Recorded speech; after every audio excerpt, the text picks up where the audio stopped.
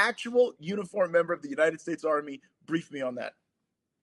Like between 6 and 12 locations around the country, biologics that are not human. They couldn't identify a human source of those biologics. I mean, I had someone come and brief me who was in a military uniform, worked for the United States Army, that was briefing me on the locations of hybrid breeding programs where captured aliens were breeding with humans to create some hybrid race that could engage in intergalactic communication. I had a guy who was uniformed. He was a senior enlisted with the United States Army, came into my office in Crestview, Florida, in a non-classified setting. I had members of my staff there.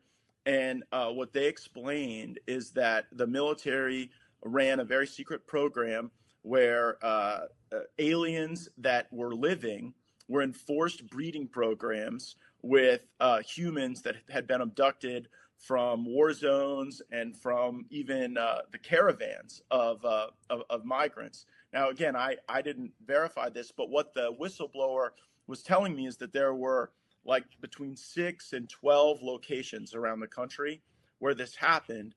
And what he wanted was a group, members of Congress, to all show up at the same time at all of these different locations so that any of those activities could not be moved. And of course, it's a physical impossibility to get members of Congress to simultaneously show up at like 8 locations at one time.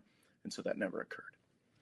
What do you mean non-human biologics? Like this? Well, that was the testimony of David Grush before the House Oversight Committee, yeah, which I joined, and the testimony was that in crashes of craft that had been recovered by the CIA and through a special program that the CIA had for crash recovery, that it wasn't just the hard materials, it was also biologics, but that they couldn't identify a human source of those biologics.